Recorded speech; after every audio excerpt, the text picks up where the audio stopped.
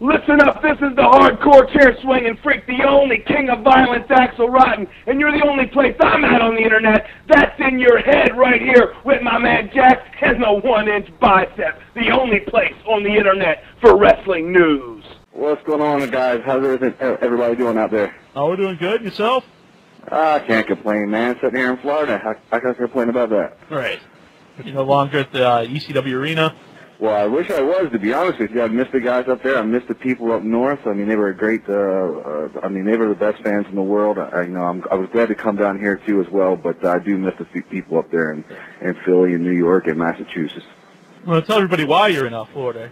You're going to be at the big Maximum Extreme Pro Wrestling Lord of the Rings Tag Team Tournament. April 29th, guys. FAU College. You guys out there in internet land, if you're listening to me now, I'm telling you, this is one of the biggest shows.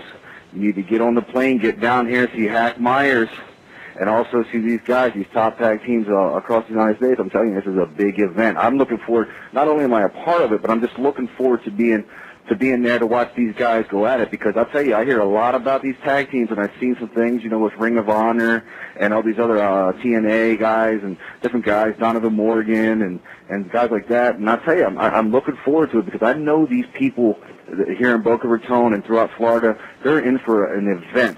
This is going to be one of the biggest shows on the independent circuit. April 29th, guys, FAU, and I'm going to push it because I'm excited about it. And I'm actually going to be in the ring with a guy named the Blackheart who I've been feuding with for a long time. And rumor has it, guys, that there are negotiations with Necro Butcher to add to this match. And I know that he's one of the independent guys that's being talked about out here on the internet and word of mouth. And if that's the case, I know this guy's a crazy individual, but the Shah will have to come back that night and prove what the Shah's all about. So I'm going to have to do a lot of kicking, stomping, chairs, whatever it takes. But if Necro Butcher is a part of this match, hey, you're coming to my territory, you're coming to Florida, and you people in the Northeast, when Hack Meyers throws the Shah, it's done. Have you ever wrestled Necro Butcher? No, I heard a lot about him, and if it does take place, I'm looking forward to it because I never back down from anybody. Hell, Terry Funk beat the hell out of me, Cactus Jack beat the hell out of me. Where do you go from there? But I can tell you this: I learned a lot from both those guys, and if Necro Butcher comes to Florida, he's in for a treat because Hack Meyers don't back down from an opponent, that's for sure. Yeah, there's a lot of big teams on there. There's the Backseat Boys, yes, wow, SAT, Homicide, Briscoe Brothers. Wow, that's a lot, guys. I mean, you know as well as I do, these guys are talked about all the time on the internet, and the reason they're being talked about is they're top contenders. These guys are nothing to be reckoned with, and I'm glad to be a part of this show because I'm going to be the Miyazaki sitting in the Miyazaki watching the whole thing, guys. I can't wait. Casey Thompson, the promoter, has definitely went out of his way to make sure these people of Florida are happy because he's bringing these people all across the United States to come to Boca Raton to put on a show for you, the fans. So please, if you're listening in California, if you're listening in West Virginia, come on down, because I'm telling you, Boca Raton, FAU College, April 29th, and I'm going to plug it. I sound like an idiot here, keep plugging it, but look, this is the independent scene. We as wrestlers, we as fans, we need to support wrestling because, look, a lot of people get tired of what's going on in the big leagues. Me personally, I don't pay attention, but those guys do their own thing. But since I'm on the independent scene, I try to pay attention, and I know that these guys that they're bringing in are top guys, and these are guys that need to be looked at. And my friends, the black market, are going to be on that event, and I tell you, I'm pulling for these guys because these guys have paid their dues on the independent scene here in Florida, and they took a lot of ass whippings, and I'm hoping the best for these guys. But look, let's be honest, you got Low-Key. You got Homicide, you got all these other guys that just very well may be the winner of this first ever FAU Tag Team MXPW tournament. So, it's the who's who of wrestling on the independent scene here in Florida, and I'm looking forward to it, man. I really am. We were talking before the show about how you got the name Hack Meyers, or Hack. Hack Meyers, well, obviously didn't come from my mother, but the Hack, I got to be perfectly honest with you, I always had the nickname Hack, and when I first started in wrestling in 1990, I used to wrestle as with another guy named the Texas Longhorns, and I can't remember what the hell my name was back then, Bronco Billy or something, I don't know, we came up with something. And I was young and I used to drink a lot, and I wound up throwing up, and there was a guy named Phil Roethlisberger who worked as a bounty hunter in Pennsylvania, and he come back to the dressing room one day, and he goes, man, you hack a lot. I'm like, hey, I like that. You're right. I do hack a lot. My name's going to be Hack. And the Meyers part, well, I had a friend with the last name Meyers, and he's like, well, why don't you use Meyers? You could even be a part of the Michael Myers from the movie. I said, yeah, let me do that. I'm Hack Myers. Well, damn it, I'm Hack Myers, the Shah, the extreme Shah, as Paul Heyman once said. You are the Shah of Philadelphia. So here I am, the Hack Myers, and the Shah came about. There used to be a guy, and his name was Pete or Paul. He was one of the guys. He was the original sign guy. He's not the guy you see walk the ring with the bellies in ECW. He was the guy who sat front row at the ECW arena there in Philadelphia. And when I threw punches and kicks, I always made a noise. It's probably because I was half loaded and blowing up in the ring, and I had to make something had to come out of my mouth. So the Shah was what came about, and the guy started chanting Shah, Shah, Shah. I went, okay, and it picked up. And I tell you, I went to Japan. I went to Big Japan, and we were in Corrigan Hall, and I had thousands, whatever it held. I had 1,000 or so people chanting the Shah, and it was unbelievable how a small bingo hall in Philadelphia could take a hairy back guy like myself. And they can get the Shah chant. Is that you laughing there, 1 inch bicep? I have the same problem myself, sir. All right, Jack. You make sure that 1 inch bicep stays in control there. All right. I think he might be able to hook you up with. They have this new shaver for your back. Really? Yeah. Well, I was thinking about braiding it, actually. I was going to braid it. That's how bad it's getting, guys. I went from 360 pounds, I guess was my heaviest, down to about 190. I looked like I was on crack, but I was actually Vicodin. And then I gained back, I'm about 260 pounds again. But I'm still in good shape. I'm in good spirit. I really wish the people up there in the Northeast that do listen to this, I miss you guys. I wish you do come to Florida. I wish you do come to MXPW on April 29th. I'll be happy to see you, sign autographs, take pictures, talk about the old days in ECW. I miss every guy in ECW. I tell you, but the day I die, none of the guys that from ECW or who I've been in the ring with, I'll never forget because I had a blast. And I'm sounding like I've been around forever, but I actually haven't. But I had a good time. This is my 16th year, and I've been in the ring with a lot of guys and learned a lot. And I learned Too Cold Scorpio, one of my favorite wrestlers. The guy was great to me, taught me a lot. Paul Heyman, the mastermind of professional wrestling as far as I'm concerned. A lot of people had heat with him, but Paul has never been anything but good to me. Of course, some of the payoffs could have been actually better, but you know what? I learned a lot, man. He put me in situations where I did nothing but learn. I worked with Shane Douglas and so many other guys, and I had the opportunity to travel. I've been to Japan, I've been to Peru. I had Saudi Arabia. I was just in Saudi Arabia a couple years back. I went to Puerto Rico, worked for Luke Williams. That was a blast in Savio Vega. I had a good time over there, Nate. So, who brought you into ECW? Axel Rodden. Andy Weinberg is a very good friend of mine, and we grew up together, and we used to mark out and go to Joe Goodhart's autograph signings in Baltimore, and I used to put up the rings for NWA back in the day, and I met Axel at the Baltimore Monster Factory, which was ran by Barry Hardy and Dwayne Gilbert, and those guys actually, I started training with them, and Axel took me on his wing and showed me the ropes and taught me what it is to actually work, and the ECW thing, and Paul Heyman was coming down with 911 at the time to Baltimore to work a few shots, and Axel introduced me to Paul, and I started hanging around. And at the first time I went up there, I went under the hood because I thought I was a big shot and couldn't do jobs as Bronco Billy because I was a big star. So I was wearing a hood and I was getting beat up by everybody. And finally, I developed the Hack Myers. I had had the beard and the goatee and everything else, and wound up working with like Shane Douglas. And I think my very first match was against Shane. Yeah, no, it was.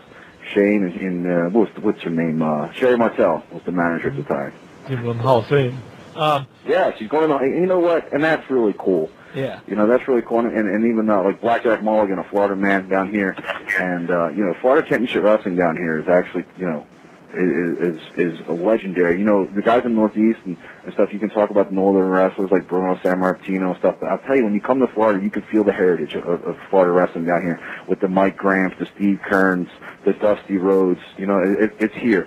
Outlaw Ron Bass, who I happened to wrestle about 2 months ago for MXPW, and I tell you, it was one of the best matches and best thrills of my life. He put an ass whipping on me, but there's always another time. Did you get the beard idea from Ox Baker? No, actually, I got the beard idea from a guy named, what was his name? Rip. They were the Cream Team. And Diamond Dave Casanova and Rip Rest in Peace Sawyer. And this was 91 or 2 or something like that. And he was a big mark for Danzig, Glenn Danzig. Mother, tell your children not, you know what I'm talking about. Anyhow, yeah, he's like, why don't you go a beard like that, man? Get the crazy gimmick going on. He said it'll fit the hair on your back. Hey, perfect. We'll do it. You know, I'm making fun of myself, guys, but that's all right. Yeah. He said, why don't you, grow the beard and stuff and go out there as a wild man. He said, since you don't know how to work yet, you might as well create a character. So that's basically what I did. That's basically what I did, guys. Right. Oh, God. One of our fans here, Abdul the Butcher's Scar Tissue, he wants to know, what did you think when Sandman went to WCW and he took the name Hack?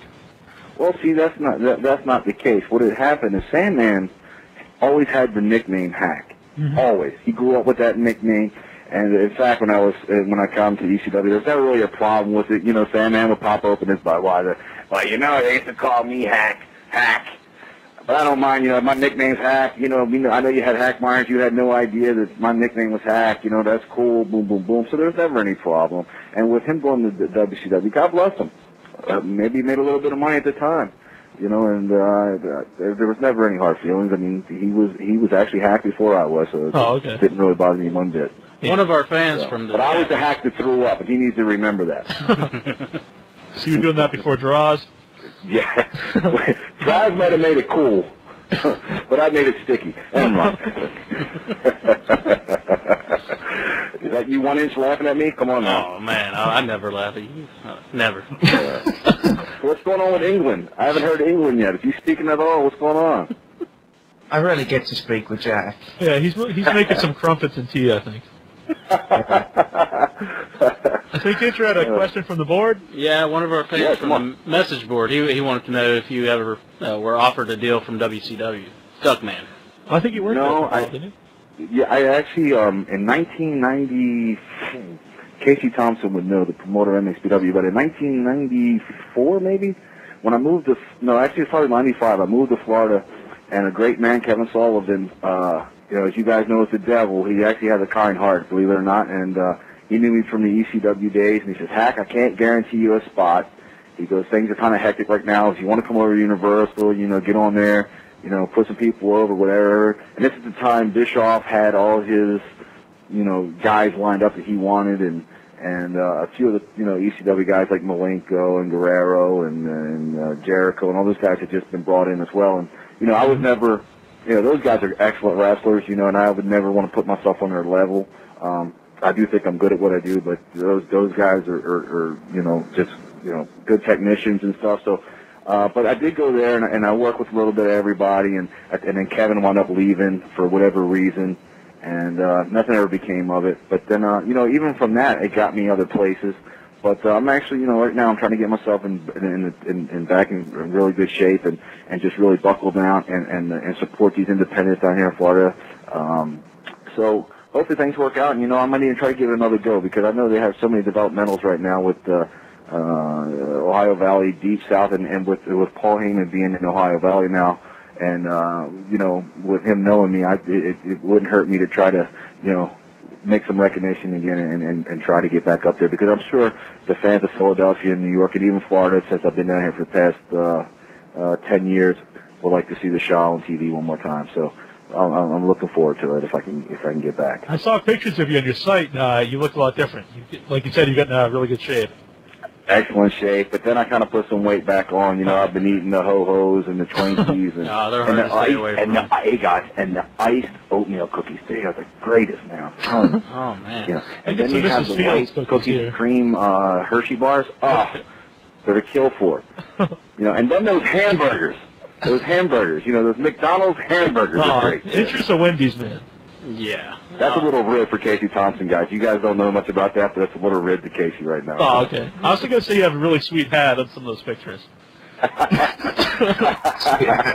That's great, man. It's all about the hats. Were you asked to be part of the WWE pay-per-view One Night Stand? No, and you know, I called Dreamer. This is way back before they even decided or it was just talked about. New Jack called me, and because we were wrestling together a lot down here in Florida, and he called me, and he had been talking to Dreamer, and Dreamer had mentioned it to him and said it was in the works. So I called Dreamer, and you know, you already had a bunch of the guys that were already working for WWE at the time, and you know, my exact words to him, I said, hey, you think there's a chance that I can get on it? You know, I know it's a reunion, and his exact words to me were, "Hack, we would love to, but right now what we're planning on is using the top guys that we have here that were in ECW and the other top guys," which I was never, you know, I would consider myself the Barry Horowitz of ECW. You know, I rode that middle wave, and I was, you know, and that was a good spot for me. You know, I wasn't on the bottom and I wasn't on the top, but the fans loved me and stuff. So when he explained to me like that, he's like, "Look, we're going to use guys like Sabu, and obviously Axel. I mean, which is good news because you know the guys, him and Ian did the barbed wire baseball bat matches, and I come on, those guys deserved it to be up there. I don't think Ian was though, but Boss Mahoney and those guys did a lot of. Because I was, like I said, I was there for a good while, but then I left to come to Florida. And those guys stuck it out when the paydays wasn't great, and you know, so they deserved it. So I wasn't bitter at all. Did you watch the show? Actually, I did, and I thought it was really good. Yeah. And I thought the fans got to see ECW the way it should have been one more time. And you know, obviously, I'm not going to sit here and tell you that I wish I wasn't a part of it because when I watched it, I really wanted to be there in some capacity. Well, you know, especially seeing guys that I work with like JT and stuff like that. You know, it's like I really wanted to be there. Mm-hmm. Old blue eyes. We got a question here from Jobber to the Stars in our chat room. He wants to know if you have any good rib stories. Any good rib stories? Wow, probably none that I can really talk about on the on the internet here. But yeah, I pulled a few in my time. Well, who is the best guy for ribs? Oh, God, that's another good one. Down here in Florida, we used to rib a lot.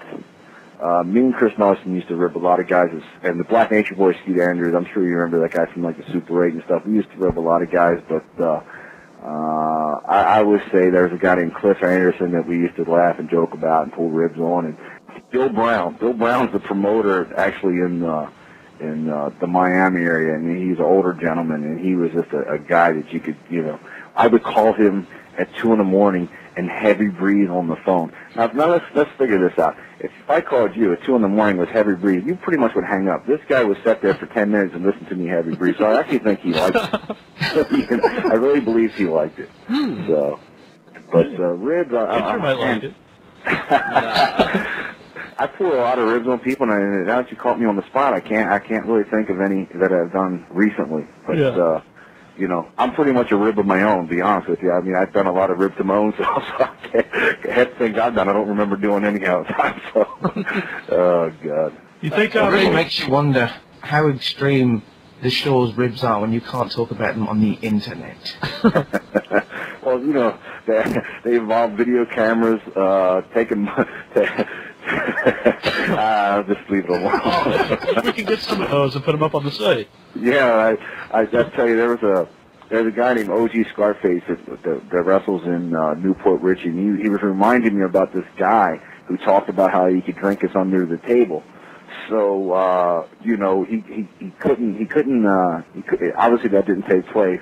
So he passes out. We paint his face up. I pretend to hump him from behind, and we're all videotaping it at the same time. And there were some bottles involved. I don't know what they did with them. I kind of turned away at that point. But I believe we sent it to his parents or something like that. So, you know, the Shah was humping somebody passed out. That's the only way I can get any, guys. Of course, it was a guy, so it doesn't matter.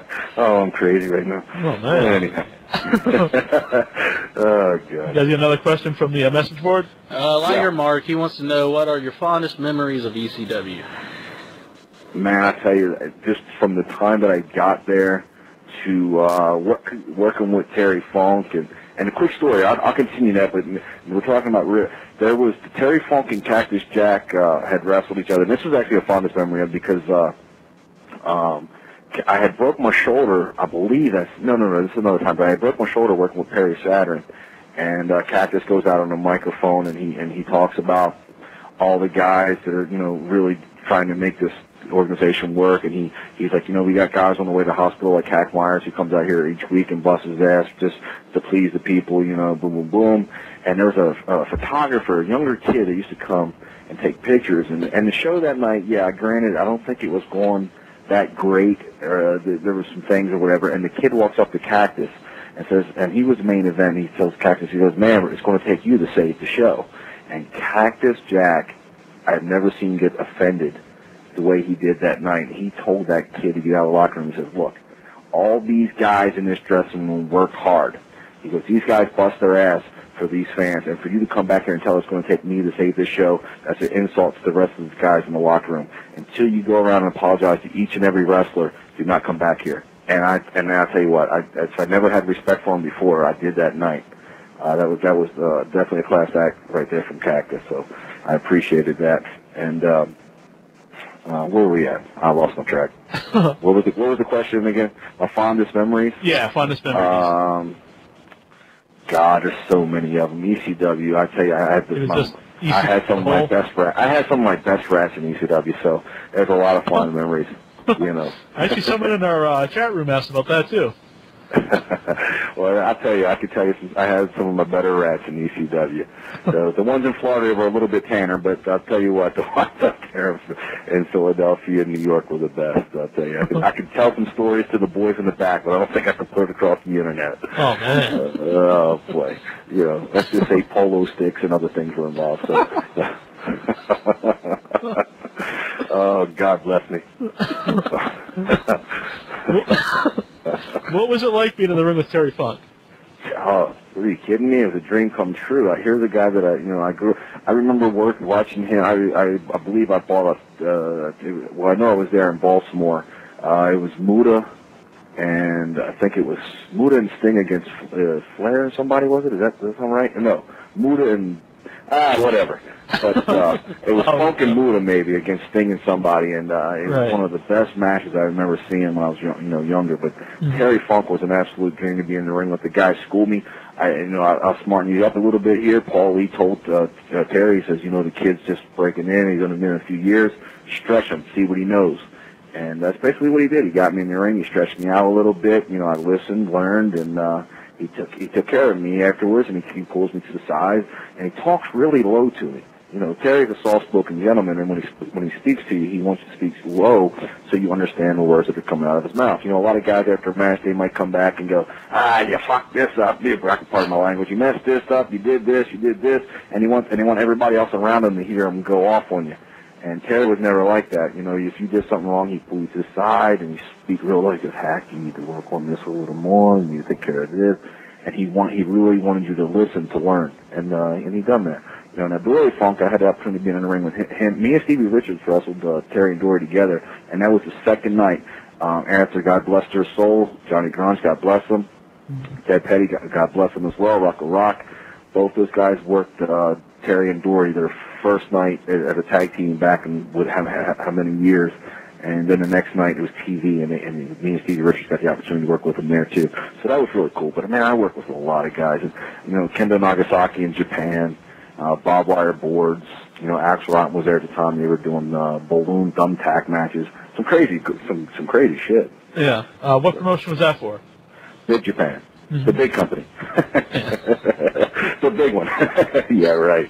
I believe now they're working flea markets. I'm not sure, but anyhow, I had a great time there. Those guys took care of me, Kajika, and I think that, and then years later, I think the guy from New Jersey there was booking for him, and now I think the cat that used to work for Ian Rotten's running his book, and guys from the States. I can't think of his name right off the top of my head, but Pondo. Oh, Madman Pondo. Madman Pondo, great guy, really nice guy. Yeah. So. Who are some of the guys you would call like unsung heroes of ECW? Mentioned Ian Rotten a couple times. Ian had one thing I can tell you about Ian, and he's a lot like New Jack for the most part. If he's got something to say, you're going to hear about it. He won't wait to tell you later. He's going to tell you right now, and that's why I have a lot of respect for Jack. A lot of people, talk some stuff about Jack. But when they got something to say, they told it. And I remember an incident in the Big Apple Dinner Theater. I can't think of where it's at. Somewhere in Pennsylvania. And Ian and Axel had been doing the barbed wire boards, and I think the money negotiations towards the end wasn't right or something. And Ian got into a verbal argument with Paulie. And, I hear, Paulie going, fuck you, Ian, and Ian's like, fuck you, Paul, and Ian goes, you're a liar. And Paul's like, how's that? And Ian goes, because your lips are moving. So, that's kind of the stuff in ECW that I remember. But, like I say, Paul's never done wrong in my eyes to me. If anything, he's helped me a great deal, so I can never say anything bad about him. And Ian Rodden, he was a guy that when I first broke into business in Baltimore, another guy that helped me out actually a little bit. It was a little clique there in Baltimore. Ian, Axel, myself, Jeff Jones was refereeing at the time, and I can't really think of too many other guys at the time. But yeah, Ian, JT Smith. I'll tell you what, JT Smith. I enjoyed wrestling JT. I wish I'd been a little bit more. Me and him were on different pages, a little bit with how the style of the match should go, but I enjoyed working with him. I think he was a little bit more skillful than me at the time. There was a time where his knee pads had actually. We did a match, and I got thrown to the outside or something, and he goes to do a planche over the top rope, and his knee pad catches the top rope as he's going over, and he fell flat on his face. And he turns over, and he's got this softball-sized knot on his head. I thought he died. I'm thinking, oh, my God's going to kill JT Smith, the Italian Stallion. What are we going to do? So, I look over, and his eyes in the back of his head, and the referee's, like, flipping. I'm like, dude, just tell him to ring the bell or something. I don't know what the hell to do at this point. So Big Val Puccio's a New York guy. I think he used to work as one of the Undertakers, him and his brother. Comes out, interferes in the match, and unbelievable. JT was able to recoup himself and get to the top rope, drop an elbow, and hit him the shot one more time. So, JT was one of those guys that I always liked working with. The Pit Bulls, everybody. Michael Whipwreck, I used to like rooming with him. He was funny. A little bit of everybody. And then Devin Storm, he used to call me Mooch Meyers because I never want to share a room and pay for it at all. And the guys out here in Florida would agree to that. Ain't that right, Casey Thompson? But, I had a lot of good times in ECW. I really miss everything up there.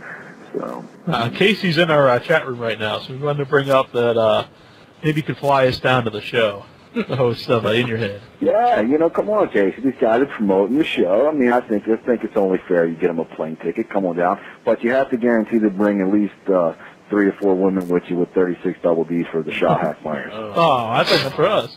Please, I don't walk around with Well, I'll be known to share after I'm done. Well, after you're done. You brought up the Super 8. Do you think maybe this big tag team tournament could be like the Super 8 of tag team tournaments on the indie scene? It very well may. It very well could. It depends on how the fans get behind it. I know a lot of times now in wrestling, it used to be about the magazines and who was in the magazines, but now the magazines are pretty much extinct. It's all about the internet, which I'm glad you guys are a part of because it gets things out there. But it very well may be. It depends on how it gets out there. Hopefully, the people get behind this, and I do know, it's about DVDs as well. So it gets out there and it gets recognized, and the internet promotes it and talks about it, and the guys that come in really work hard and put a show on for the fans. That it very well may be. So we'll see. I think this is finally a promoter that's trying to step up and do something right. And as well, now I don't want to say he's the only one because there are guys like Ring of Honor who's trying, but down here in Florida, he's stepping up and trying to do it. There's a couple of promotions down here I work for that I like working for as well. But as far as the tag team tournament, I think he's making a step in the right way. Mm-hmm. Have you ever actually talked with TNA? No, I actually haven't. But who was TNA? Oh, TNA. Okay, so I'm not stop back. Right. I thought there was a wrestler named TNA there for a second. But no, I actually haven't. Dutch Pantel, I know, was over there. He was an agent over there as well when I was there with Luke Williams in Puerto Rico, and it's only an hour drive. And that was I've seen it on TV a few times, and I'm not knocking it because I'd like to be there getting the paydays, but the style and stuff, some of it I totally don't agree with, And it's funny because I don't know the guy's personally, but Outlaw Ron Bass, who was actually a legend here in Florida, said he went into that locker room and he was kind of disrespected, where the guys probably didn't know who he was, but then he also kayfabed him and didn't talk to him and made him feel out of place. You know, and I was kind of thrown off by that because, you know, that just shows that guys haven't paid their dues enough to be in the position they are. And me being in the business 16 years, maybe I'm not as recognized as some of those guys are over there, but at least I have enough sense to respect guys that's paved the way, and I wouldn't want to get over there and be a part of something that I wouldn't like. You know what I mean? It's not all about the money. Sometimes it's fun doing what you're doing as well. So I didn't want to get over there and not be happy. I'd rather be happy. So right. But you never know. Maybe I will get over there and be happy. Who knows? Yeah. What was it like the first time you saw the ECW arena? I'd say the very first time I ever went there, I actually sat in the third or fourth row. I rode up with Axel because they didn't guarantee me anything, and I rode up with him, and it was funny because I'm sitting there. I'd already been wrestling for a few years, and people are looking at me like, wondering what the hell this figure is, because I did look crazy looking with the black beard, but they didn't have any idea I was the wrestler. So I'm sitting there watching the whole show, and I never stood up until Sabu came out. And because the matches I was watching, but they were okay, you know, I didn't put them over, and Sabu comes down, I don't remember who the hell he worked with. That might have been, in fact, it could have been, no, I was already working for him at the time. I was thinking at the time he was carried out on the dolly. That was incredible. That was pretty good.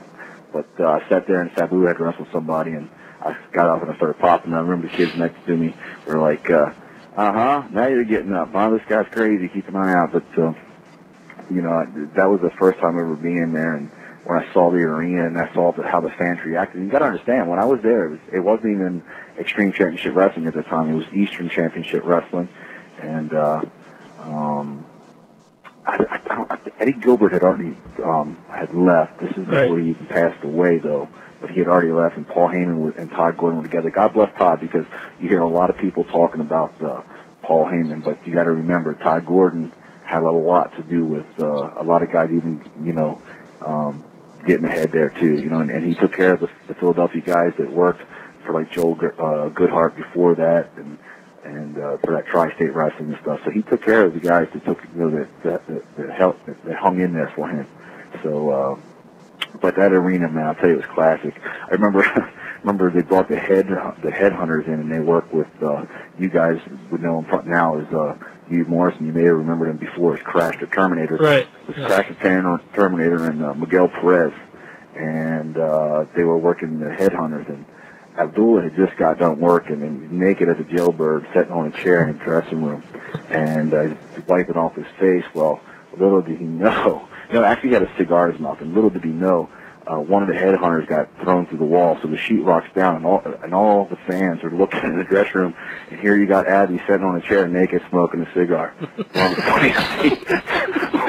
One of the funniest things I've ever seen.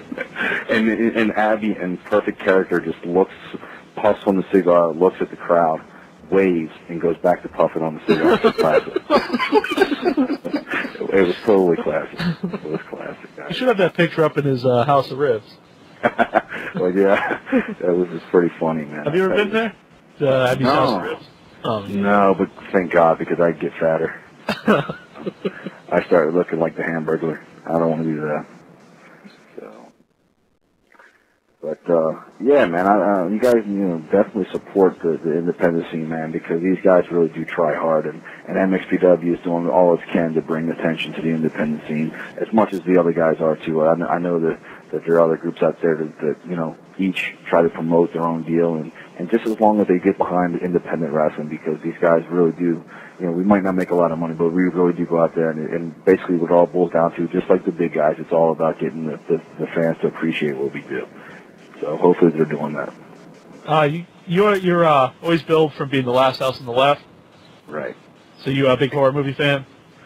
You know, I really am. I do like. In fact, the Rob Zombie's movies. What is it? The House of a Thousand Corpses, and then the Devil's Rejects. And I thought he did an excellent job, guys. He really did. Mm-hmm. He really did. But yeah, the last house on the left. That's me. That's pretty much the way my brain works. It's always to the left. I don't know why, but yeah, I do like horror movies, and DDP did an excellent job. And even in Ponson, right down the road from me, Kevin Nash lives. He was the longest yard. Yeah. And I tell you, he did a hell of a job. I'd never laughed so hard in my life, you know. I saw him at the mall about 2 months ago and walked up to him. We had a little conversation, just told him how good of a job he did. He even told me he had a blast doing it. So, you know, I think it's cool to see other, you know, just because we're wrestlers, we're not, you know, idiots, you know. So it's good to see guys that are getting spots in the limelight on TV or however, you know. So, good stuff. Before I let you go, is there anything you want to tell your fans out there? Well, I definitely want to tell the fans to stick behind the Extreme Shaw Hack Meyers. I'm looking forward to April 29th at FAU in Boca Raton, the Lords of the Ring. And if it is true that Necro Butcher is going to be a part of this match, I can tell you now that I've already been in the ring with the Blackheart. I know what he's about. I'm not too sure of the Butcher here, but I can tell you if the Butcher needs to find out, he can call the Blackheart, and we'll all three get it done if it's going to be a three-way. So, but you fans out there, man, keep supporting independent wrestling. Keep going out there and buy tickets to wherever you live, to the independent scenes, because that's where it's at. You know, Vince McMahon is picking up guys all over the country because he knows that, you know, we're breeding good wrestling talent now in the independent scene, and it's because of you fans that, you know, we even exist. So I thank you. I thank you guys personally for even having a show like you do on the internet, because it gives a guy like myself, it gives a guy like Casey Thompson, who is the promoter of MXPW, and all these other people out there to get their stuff across, and I really appreciate it. So you fans out there, you know, keep in contact with all your independent wrestling. Get on the internet, check out the Ticketmaster for Lord of the Rings, and come on, get on a plane, get down here, support wrestling, see this tag team tournament. So I'd like to thank you one more time. Shaw lives. Cool. That's mxpw.net. And we really appreciate you being on here today. I appreciate it, guys. I'll tell you what, try to build up that bicep, all right? I'll work on it, sir. Have a good one. This is the Enforcer, C.W. Anderson, and you're listening to InYourHeadOnline.com, and I listen to it because I'm an Anderson.